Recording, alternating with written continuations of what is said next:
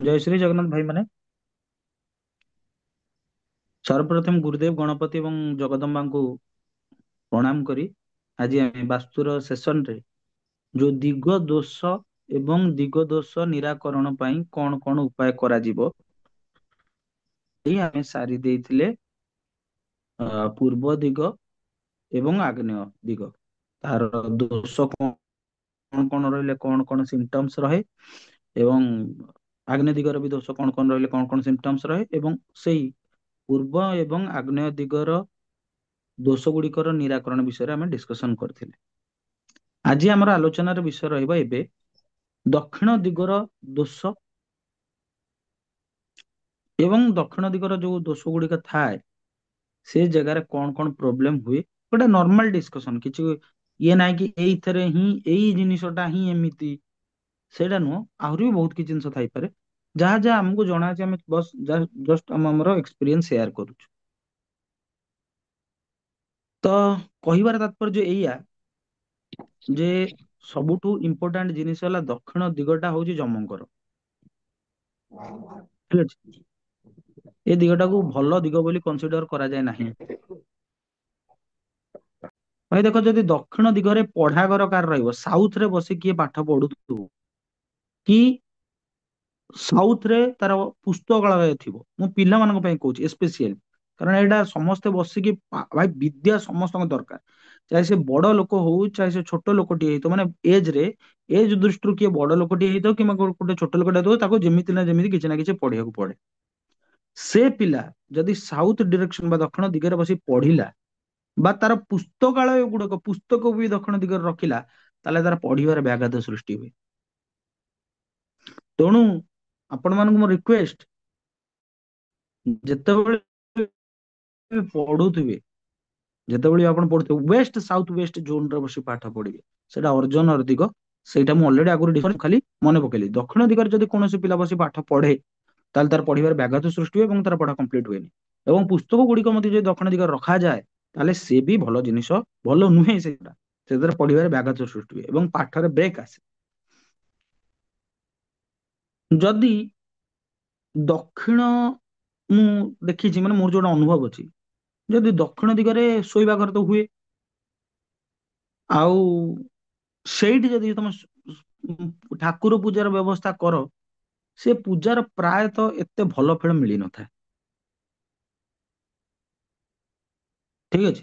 ଆମେ ଜାଣିଛେ ଯେତେବେଳେ ଆମେ ଶ୍ରାଦ୍ଧ ଦଉ ବା ପିତୃ ତର୍ପଣ କରୁ ସେଗୁଡା ସବୁ ଆମେ ଦକ୍ଷିଣ ଦିଗକୁ ଫେସ କରି କରୁ ତେଣୁ ପୂଜା କାମଟା ଜେନେରାଲି ଦକ୍ଷିଣ ଦିଗରେ କଲେ ସେ ପୂଜାର ଏତେ ସୁଫଳ ଲାଭ ହୋଇନଥାଏ। ଯଦି ଘରର ଦକ୍ଷିଣ ଦିଗଟା ବେସିକାଲି ଲେଡିଜ ମାନଙ୍କ ପାଇଁ ପ୍ରୋବ୍ଲେମ ସୃଷ୍ଟି କରେ ଯଦି ଦକ୍ଷିଣ ଦିଗ ନିଚା ହେଇଗଲା ତାହେଲେ ସେ ଘରର ଲେଡିଜ ମାନଙ୍କୁ ବହୁତ ରୋଗ ହୁଏ। ଯଦି ଦକ୍ଷିଣ ଦିଗରେ କାନ୍ଥରେ ଯଦି ଫାଟି ଯାଇବ କି ଅଳିଆ ଗଦା ଥିବ ଦକ୍ଷିଣ ଦିଗରେ କି ପୁରୁଣା ଭଙ୍ଗା ଘର ଦକ୍ଷିଣ ଦିଗରେ ଥିବ ତାହେଲେ ତୁମେ ଜାଣିବ ଯେ ସେ ସେ ଘରର କର୍ତ୍ତା ଯିଏ ଘରର ମେନ୍ ଅର୍ନିଂ ମେମ୍ବର ହେବେ ସିଏ ତାଙ୍କୁ ବହୁତ ପ୍ରକାର ରୋଗ ହବା କଥା ରହବ ସିଏ ରୋଗଗ୍ରସ୍ତ ରହିବେ ଯେମିତି ମୁଢି ଖାଆନ୍ତି ସେଇଭଳି ସେ ଯଦି ଘରର ଦକ୍ଷିଣ ପଟର ପାଚିରି ଆଉ କାନ୍ଥ ଉତ୍ତର ପଟର ପାଚିରି କାନ୍ଥରୁ ଡାଉନ ହେଇଗଲା ତାହେଲେ ଭାଇ ମୁଁ ସେଠି ଆଉ ପ୍ରୋବ୍ଲେମ ଗଣିବିନି କାହିଁକି ଏତେ ଖରାପ କଥା କହିବି ଏ ଆଉ ଅଧିକା କହିବିନି ମାନେ ବହୁତ ପ୍ରକାର ଅନର୍ଥ ଘରେ ହୁଏ ମାନେ ନାହିଁ ନଥିବା ଅନର୍ଥ ହୁଏ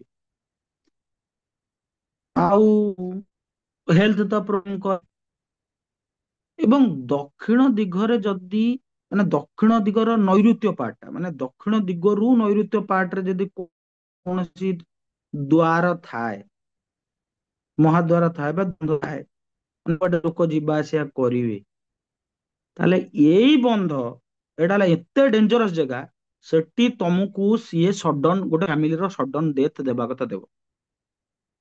ମୋର ମୁଁ ବହୁତ ଦିନ ପୂର୍ବରୁ ମୁଁ ବାସ୍ତୁ ପଢୁନଥିଲି ସେତେବେଳେ ଜାଣିନଥିଲି କିନ୍ତୁ ଆମେ ଜଣଙ୍କ ଘରକୁ ଯାଇଥିଲୁ ଗୋଟେ ସାଙ୍ଗ କୁ ଖୋଜିବା ପାଇଁ କି ସେ ଦେଲା କି ମୁଁ ଏଇଠି ଅଛି ତମେ ମତେ ଏଇଠୁ ପିକଅପ୍ କରନି।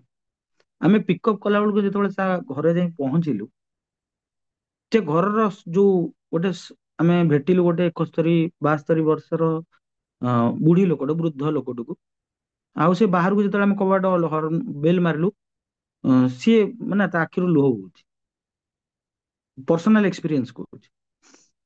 ତ ଆଖିରୁ ଲୁହ ବହୁଛି। ମୁଁ ତାକୁ ପଚାରିଲି, ମୁଁ ଗୋଟେ ଏତେ ଏଜେଡ୍ ଲୋକଟା, ତାର ଆଖିରୁ ଲୁହ ବହୁଛି, ତାକୁ ଅବଭିୟସଲି ପଚାରିବ ଭାଇ କଣ, କାହିଁକି ତୁ, କାହିଁକି ଏମିତି ଅସୁବିଧା, ଘର ତ ବହୁତ ସୁନ୍ଦର ଅଛି, କଣ ପ୍ରୋବ୍ଲେମ, କାନ୍ଦୁଛନ୍ତି କାହିଁକି? ନା ମୋର ଏଇ 6 ମାସ ଭିତରେ, 6 ନା 8 ମାସ ଭିତରେ ମୋର ଘରୁ 4 ଜଣଙ୍କର ଡେଥ ହେଇଗଲାଣି। ସେ କଥା କହୁ କହୁ ମୁଁ ମୋ ମୁହଁରୁ ଗୋଟେ ସ୍ପଣ୍ଟେନିୟସଲି ବାହାରିଗଲା, ମାନେ ମୁଁ ଜାଣିନି କେମିତି ବାହାରିଲା, ମୋ ମୁହଁରୁ ସ୍ପଣ୍ଟେନିୟସଲି ବାହାରିଗଲା କି ଆପଣ କାହାକୁ ଗୋଟେ ଦେଖୁନାହାନ୍ତି ଆଣିକି। ସେ କହିଲା କଣ ଦେଖଉନାହାନ୍ତି? ଏ ବାସ୍ତୁ ବାସ୍ତୁ ବାଲାଙ୍କୁ ଟିକେ ଆଣି ଦେଖଉନାହାନ୍ତି। ତାପରେ ସେ ଆମ ଏରିଆରେ ଯିଏ ବାସ୍ତୁ ଦେଖୁଥିଲେ, ସେ ତାଙ୍କୁ ଡାକିଲେ, ଏବଂ ସେଇ ଏରିଆରେ ଯିଏ ବାସ୍ତୁ ଦେଖୁଥିଲେ ତାଙ୍କୁ ଡାକିଲେ, ଏବଂ ସେ ବାସ୍ତୁବିତ୍ କହିଲା ସେଇ ଯୋଉ ଦକ୍ଷିଣ ଦିଗର ନୈಋତ୍ୟ ପଟକୁ ଯୋଉ ଅଂଶ, ସେଇଠି ତାଙ୍କ ଦୁଆର ବନ୍ଧ ଅଛି, ମାନେ ଯିବା ଆସିବା କରିବାକୁ ରାସ୍ତା। ସେମାନେ ଆଉ ଗୋଟେ କୋଉଠି ଚାକିରି କରୁଥିଲେ, ଏବଂ ଚାକିରି କଲା ପରେ ସେଠି ଯେତେବେଳେ ଘରକୁ ସିଫ୍ଟ ହେଇଛନ୍ତି, ସେ ସେଇଠି ଆସିଲା ଭିତରେ ସେମାନଙ୍କର 4 ଜଣ ଏକ୍ସପାର୍ଟ କରିବାକୁ, ଘରେ ଟୋଟାଲ 6 ଜଣ ମେମ୍ବର। ସ୍ୱାମୀ ଏକ୍ସପାର୍ଟ କଲେ ଫାଷ୍ଟ, ତାପରେ ପୁଅ, ତାପରେ ବୋହୂ, ଏବଂ ମାନେ ତାଙ୍କର ଯିଏ ଗୃହକର୍ତ୍ତାଙ୍କର ଯିଏ ମାନେ ଥିଲେ, ତାଙ୍କ ସ୍ୱାମୀଙ୍କ ସାନ ଭାଇ ଯିଏ ଅନମ୍ୟାରେଡ ଥିଲେ, ସିଏ ବି ଏକ୍ସପାର୍ଟ କରିଗଲେ। କେବଳ ଥିଲେ ତାଙ୍କର ଯୋଉ ଝିଅ, ମାନେ ତାର ଯୋଉ ନାତିଟା ନାତୁଣୀଟା ବଞ୍ଚିଲା, ଏବଂ ସିଏ ବଞ୍ଚିଥିଲେ। ଏଇଟା ହେଲା ଏଇଭଳିଆ ଡିରେକ୍ସନ। ତାପରେ ଯେତେବେଳେ ବାସ୍ତୁ ରିପୋର୍ଟ ଆସିଲା, ଆଉ ଯେତେବେଳେ ଆମେ ବାସ୍ତୁ ପଢିଲୁ, ଆମେ ତାଙ୍କୁ ପଚାରିଥିଲୁ, କାରଣ ପୂର୍ବ ଦିନ କଥା ମନେ ପଡିଯାଏ ନା, ଇଏ ଗୋଟେ ପଢିଲା ବେଳେ, ହଁ ଆରେ ସେଦିନ ସେମିତି ହେଇଥିଲା। ଆମେ ଯେତେବେଳେ ତାଙ୍କୁ ଯାଇ ପଚାରିଲୁ, ତାହେଲେ କଣ ହେଇଥିଲା ଆକ୍ଚୁଆଲି, ତାଙ୍କର ଏଇ ପଏଣ୍ଟରେ ଦ୍ୱାର ମହାଦ୍ୱାର ଥିଲା, ଏବଂ ସେ ଜାଗାଟା ଓପନ ବି ଥିଲା, ନା ତାପରେ ଗୋଟେ ରାସ୍ତା ଥିଲା, ତା ପ୍ଲଟ ଟା, ତାର ସାମ୍ନା ପ୍ଲଟ ଟା ଖାଲି ବି ଥିଲା। ତ ଏଇଟା ଏତେ ଡେଞ୍ଜରସ୍ ଜୋନ୍। ଆପଣ ମାନେ କୋଉଠି ବାସ୍ତୁ କରିବାକୁ ଚାହୁଁନ୍ତୁ, ଯଦି ଏଇ ଜୋନ୍ ର କୌଣସି ପ୍ରୋବ୍ଲେମ ଥାଏ, ତାହେଲେ ଫଟ ସେ ରିମେଡି ଦେବେ ନାହିଁ। ଏଇ ଜୋନ୍ ହଉଛି ରାହୁ ଓ କେତୁଙ୍କର, ଆଉ ରାହୁ ଏସ୍ପେସିଆଲି। ଆଉ ସାଉଥ ୱେଷ୍ଟ ଜୋନ୍ ରେ ଟିକେ କିଛି ଗଡବଡି ମାନେ ସେଟା ହେଲା ଡେଥ, ସଡନ ଡେଥ ଇନ ଫ୍ୟାମିଲି, କଣ୍ଟିନ୍ୟୁଅସ୍ ସଡନ ଡେଥ ଇନ ଫ୍ୟାମିଲି, ଯେ ପର୍ଯ୍ୟନ୍ତ ସେ ଡିରେକ୍ସନ ଠିକ ନ ହେଇଛି। ଯଦି ଈଶ୍ୱରର ଆଶୀର୍ବାଦ ଥାଏ, ତେବେ ହିଁ ସେ ଲୋକ ବଞ୍ଚିବ। ଆଉ ଯଦି ବହୁତ ପୂଜା ପାଠ କରୁଥାଏ, ତାହେଲେ ତାର ଅସୁବିଧା ତ ହବ ହିଁ ହବ, କିନ୍ତୁ ମରଣାନ୍ତକ ପ୍ରୋବ୍ଲେମ ସେ ଫେସ୍ କରିବ। ଦକ୍ଷିଣ ଦିଗରେ ଯଦି ଅଧିକା ଖାଲି ସ୍ଥାନ ରହିବ, ଘରେ ପଇସା ନିଅଣ୍ଟିଆ ରହିବ, ମହିଳା ମାନଙ୍କ ଭିତରେ ପଡିବ ନାହିଁ, ମହିଳା ମାନଙ୍କ ଦେହ ଖରାପ ହବ। ଏଇଟା ହେଲା କ୍ଲିୟର କଟ। ତେଣୁ ମୋର ଏତେ ସବୁ କହିବାର ତାତ୍ପର୍ଯ୍ୟ ହେଲା ଏଇଆ, କି ଆପଣ ମାନେ ଜାଣନ୍ତୁ ଏଇ ସବୁ ଜିନିଷଟା, ଏଇଟାକୁ ଜାଣିକି ଉଁ, ତାକୁ ନିବାରଣ କରିବା ପାଇଁ ଆପଣ ମାନେ ଯେତେ ଦେଖନ୍ତୁ, ଆଚାର ପରମ ଧର୍ମ, ଆଚାରଠୁ ବଡ ଧର୍ମ ନାହିଁ। ଆପଣ କିଛି ବି ଟ୍ରିଟମେଣ୍ଟ କରିଦିଅନ୍ତୁ, କିଛି ବି କରିଦିଅନ୍ତୁ, ଯେପର୍ଯ୍ୟନ୍ତ ସେ ଜିନିଷଟା ଠିକ ସେ ଇଏ ହେଇନି, ମାନେ ପୂଜା ପାଠ କରୁନାହାନ୍ତି, ଆପଣ ଘରେ ଆଇଁଷ ଫାଇଁଷ ପୁରଉଛନ୍ତି, ଆଉ ସାତ୍ವಿକ ଭାବରେ ରହୁନାହାନ୍ତି, ଆପଣଙ୍କ ଛୁଆ ମାନେ ଅଣ୍ଡା ନହେଲେ ଖାଉନାହାନ୍ତି, ମୁଁ କାହାକୁ ନିନ୍ଦୁନି ଭାଇ, ମୁଁ ମୋ ସନାତନୀ କଥାଟା କହୁଛି, ଯୋଉଟା ମତେ ମୁଁ ପାଳନ କରୁଛି, ମୁଁ ସେଇ କଥାଟା କହୁଛି।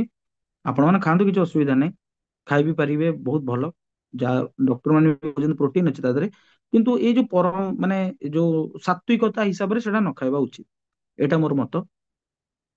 ଭାଇ ଦକ୍ଷିଣ ଦିଗର ହେଡ୍ କିଏ ରହିଲେ? ଦକ୍ଷିଣ ଦିଗର ଆପଣ ଯେ ଦେଖିବେ, ମଙ୍ଗଳ ତାକୁ ଗ୍ରହ ଜଗତରେ ରୁଲ କରନ୍ତି, ଯିଏ କି ନ୍ୟାଚୁରାଲ ମାଲେଫିକ, ମାନେ ତାଙ୍କୁ ପାପ ଗ୍ରହ ବୋଲି କୁହାଯାଏ। ଠିକ ଅଛି। ଏବଂ ଯମ ହଉଛନ୍ତି ସେ ଦିଗର ଅଧିଷ୍ଠାତା, ମାନେ ଦେବତା, ମାନେ ଯୋଉ ଦିଗପାଳ। ଭାଇ ମଙ୍ଗଳକୁ କାଳପୁରୁଷ କୁଣ୍ଡଳୀ କଣ କୁହାଯାଏ? ସେ ହଉଛି କାଳପୁରୁଷ କୁଣ୍ଡଳୀର ଶକ୍ତି, ପାୱାର, ସତ୍ୱ, ଶାରୀରିକ ଏବଂ ମାନସିକ ଶକ୍ତି। ଯେତେବେଳେ ଦକ୍ଷିଣ ଦିଗ ଡ୍ୟାମେଜଡ ହେଲା ବା କିଛି ପ୍ରୋବ୍ଲେମ ରହିଲା, ତାହେଲେ ନିଶ୍ଚିତ ଭାବରେ ଆପଣଙ୍କୁ ଆପଣଙ୍କ ଶାରୀରିକ ଶକ୍ତିର ହଉ ବା ମାନସିକ ଶକ୍ତିର ହଉ ପ୍ରୋବ୍ଲେମ ଆସିବ ହିଁ ଆସିବ, ଏଥିରେ କୌଣସି ସନ୍ଦେହ ଆସେ ନାହିଁ। ଯମ ହଉଛନ୍ତି ମୃତ୍ୟୁର ଦେବତା।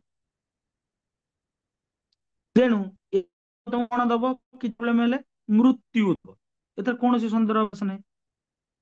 କାରଣ ଏଇଟା ବାସ୍ତୁରେ ଚିରାଚରିତ କଥା ନା ଭାଇ। ଯଦି ଏ ଦିଗଟା ଠିକ ରହିଲା ତାହେଲେ କଣ ଦବ ନା ପଜିଟିଭ ଭାଇବ ଦବ, ପଜିଟିଭ ଶକ୍ତି ଦବ, କାମ କରିବାକୁ ଉତ୍ସାହ ଦବ, ସ୍ଫୂର୍ତ୍ତି ଦବ। ଠିକ ଅଛି ନା ଭାଇ। ମଙ୍ଗଳ ଆଉ ଠିକ ତାର ନୈಋତ୍ୟ କୋଣ ରହୁଛନ୍ତି ରାହୁ, ମାନେ ଯୋଉ ଦ୍ୱାର ଉପରେ ଆମେ କଥା ହଉଥିଲେ। ଆମ ଜ୍ୟୋତିଷରେ ଆମର ଗୋଟେ ଯୋଗ ପଢିଛୁ ମାର୍ସ ରାହୁ ଅଙ୍ଗାରକ ଯୋଗ। ମାର୍ସ ଆଉ ରାହୁ ଯଦି ଗୋଟେ ଜାଗାରେ ମିଶିଗଲେ ସେଠି ସେ ଜାଗାଟାକୁ ଅଙ୍ଗାର କରିଦିଅନ୍ତି। ଠିକ ଅଛି। ତ ମାର୍ସ ରାହୁର ଯୋଗରେ ଆପଣଙ୍କର ଜୀବନଟାକୁ ଅଙ୍ଗାର କରିଦେବେ। ତାପରେ ସାଉଥ ର ମେନ୍ କାରକ କଣ? ସେଇଟା ଧୈର୍ଯ୍ୟ ଆଉ ପରାକ୍ରମ ଦିଏ। ଆଉ ୟାର ଖରାପ ପ୍ରଭାବରେ କଣ କରେ ନା ଶରୀର, ଭାବନା, ମାନସିକ ଏବଂ ଆଧ୍ୟାତ୍ମିକତା ର ବ୍ୟଗ୍ରତା ଟା। ମଙ୍ଗଳ କଣ ଏ ଚାଲିଯିବା ବାଡେଇ ଦବା, ଚାଲିଯିବା ତାକୁ ହାଣି ଦେଇ ଆସିବା, ଗୋଟେ ସଡନ ଇମ୍ପଲସିଭ ରିଆକ୍ସନ ଯୋଉଟା ମଙ୍ଗଳଠୁ ଆସେ। ଠିକ ଅଛି। ଆପଣ ମାନେ ଦେଖିବେ ଯେ ଯେ ଦକ୍ଷିଣ ଦିଗରେ ଅଳିଆ ଆବର୍ଜନା ପୁରୁଣା ଭଙ୍ଗା ଜିନିଷ ନାଳ ନର୍ଦ୍ଦମା ଯଦି ରହିଲା ତାହେଲେ ସେ ଘରର ପ୍ରାୟ ସ୍ତ୍ରୀ ଲୋକଙ୍କୁ ହାର୍ଟ ର ରୋଗ ହବ, ନହେଲେ ଗଣ୍ଠି ବାତ, ତାଙ୍କୁ ରକ୍ତ ବିକାର ଏଇଭଳିଆ ବେମାରୀ ହବ। କାରଣ ଏଇଗୁଡା ଏଇ ସବୁ ଜିନିଷର କାରକ ହଉଛନ୍ତି ମଙ୍ଗଳ। ରେକ୍ଟମ ଏରିଆ, ଗଣ୍ଠି ଯୋଉଠି ଶକ୍ତି ଆଉ ରକ୍ତର କାରକ ହଉଛନ୍ତି ମଙ୍ଗଳ, ସେଇଭଳିଆ ହବ। ଆଉ ସଡନ ଆକ୍ସିଡେଣ୍ଟ ର ବି କାରକ ଆମର ମାର୍ସ ଆଉ ରାହୁ। ସଡନ ଆକ୍ସିଡେଣ୍ଟ କାରକ। ଯଦି ଏଇ ଦିଗ ଦୋଷଯୁକ୍ତ ହୁଏ ତାହେଲେ ସ୍ତ୍ରୀ ଲୋକମାନଙ୍କର କନସିଭ ହବ ଏବଂ ଗର୍ଭପାତ ହବ, ରିପିଟେଡ ଗର୍ଭପାତ ହବ। ଏବଂ ତାଙ୍କର ଯୋଉ ମାସିକ ଋତୁ ଧର୍ମଟା ଅଛି ସେ ସାଇକେଲ ଟା ବି ଗଡବଡ ହବ। ସ୍ତ୍ରୀ ଲୋକଙ୍କୁ ରକ୍ତ ବିକାର ହବ, ହାଇ ବିପି ୟା ଲୋ ବିପି ର ସମ୍ଭାବନା ଅଛି। ଇଏ କିଛି ନା କିଛି ଯଦି ଅଛି ତାହେଲେ ଏଗୁଡାକ ହେଲା ତାର କ୍ୟାରେକ୍ଟରିଷ୍ଟିକ୍ସ। ଏବଂ ସବୁଠୁ ଇମ୍ପୋର୍ଟାଣ୍ଟ କଥା, ସରକାରୀ କାମରେ ତାକୁ ସେ ଲୋକକୁ ହେଲ୍ପ ମିଳିବ ନାହିଁ। ସବୁବେଳେ ଅସଫଳତା ପାଉଥିବ। ମାନେ ଗୋଟେ ଛୋଟ କାମ ଆଧାର କାର୍ଡ କରିବାକୁ ଯିବ ତାକୁ ଏତେ ପ୍ରୋବ୍ଲେମ ହବ କହିବା ବାହାରେ। ଏନି ସରକାରୀ କାମ ତାକୁ ସେ ପ୍ରୋବ୍ଲେମ ହବ ହିଁ ହବ, ଛୋଟ ହଉ ବଡ ହଉ। ଏବେ ଆମେ ଏତେ ସବୁ ତାର ବହୁତ ବଦଗୁଣ ବିଷୟରେ ଡିସକସନ କଲେ। ମୁଁ ଯାହା ବଦଗୁଣ କହିଲି ତାର ଠିକ ଓଲଟା କରିକି ତମକୁ ଶକ୍ତି ଦବ, ଧୈର୍ଯ୍ୟ ଦବ, ତମର ପରିବାରର ଉନ୍ନତି କରିବ, ମହିଳା ମାନେ ଉନ୍ନତ ପୋଜିସନରେ ରହିବେ, ତାଙ୍କ ଦେହ ସୁସ୍ଥ ରହିବ, ପରିବାରର ଶକ୍ତିର ନିୟନ୍ତ୍ରଣ ଟା ପରଫେକ୍ଟ ରହିବ। ଯଦି ସେ ଦିଗର ପ୍ରୋବ୍ଲେମ ଅଛି ତାହେଲେ ଆମକୁ କଣ କରିବା ଉଚିତ? ଜେନେରାଲି କହନ୍ତି ଦକ୍ଷିଣ ଦିଗରେ ତୁମେ ମଙ୍ଗଳ ଯନ୍ତ୍ର ସ୍ଥାପନ କରିପାରିବ। ପୁଣି ମୁଁ କହିଲି ଯେ କୌଣସି ଯନ୍ତ୍ର ସ୍ଥାପନ କରିଦବାଟା ବଡ କଥା ନୁହଁ, ସାତ୍ବିକ କଥା। ଆଉ ଗୋଟେ କଣ କରନ୍ତି ଲୋକମାନେ ଜେନାଣି ଜେନେରାଲି, ନା ଦକ୍ଷିଣକୁ ସୁନ୍ଦର କରିଥିବା ଗଣେଶଙ୍କର ଫଟୋ ଚିତ୍ର ବା ମୂର୍ତ୍ତିକୁ ଘରର ଦ୍ୱାରର ଭିତରେ ଦ୍ୱାରର ବାହାରେ ଦିଟା ଜାଗାରେ ସାଇମultaneously ସ୍ଥାପନ କରାଯାଇ ପାରିବ। ତାପରେ ବାସ୍ତୁ ମଙ୍ଗଳକାରୀ ତୋରଣକୁ ଲଗାଯାଇ ପାରିବ।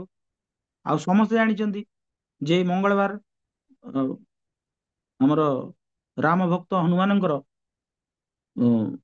କୁ ପୂଜା ଉପାସନା କଲେ ମଙ୍ଗଳରୁ ଶନିରୁ ବିଭିନ୍ନ ଗ୍ରହର ପୀଡାରୁ ଅ, ଉପଶମ ମିଳେ। ଗଣେଶଙ୍କୁ ପୂଜା କରାଯାଇ ପାରିବ ଏବଂ ଭୈରବଙ୍କୁ ବି ପୂଜା କରାଯାଇ ପାରିବ। ତ ପୂଜା ପାଠରେ ଏଇ ସବୁ ଜିନିଷ ରହିଲା। ତ ଆଜିର ଏଇ ଭିଡିଓରେ ଆମେ କଣ କଣ ଜାଣିଲେ ନା ଦକ୍ଷିଣ ଦିଗରେ ଦୋଷ ଥିଲେ କଣ କଣ ପ୍ରୋବ୍ଲେମ ହୁଏ ଏବଂ ସେ ପ୍ରୋବ୍ଲେମକୁ ଆମେ କିଭଳି ଭାବରେ ଦୂରୀଭୂତ କରିପାରିବା ଆଚାର ଓ ଆଚରଣ ମାଧ୍ୟମ ତଥା ପୂଜା ପାଠ ଏବଂ ଯନ୍ତ୍ର ସ୍ଥାପନ ମାଧ୍ୟମରେ। ତେବେ ଆଜିର ସେସନ ପାଇଁ ଏତିକି। ପୁଣି କିଛି ନୂଆ ଦିଗର ଦୋଷ ଏବଂ ତାର ଦୋଷ ନିରାକରଣର ଉପାୟକୁ ନେଇ ଆଉ ଗୋଟେ କିଛି ନୂଆ ଭିଡିଓ କରିବା। ଆଜି ପାଇଁ ସମସ୍ତଙ୍କୁ ଜୟ ଶ୍ରୀ ଜଗନ୍ନାଥ।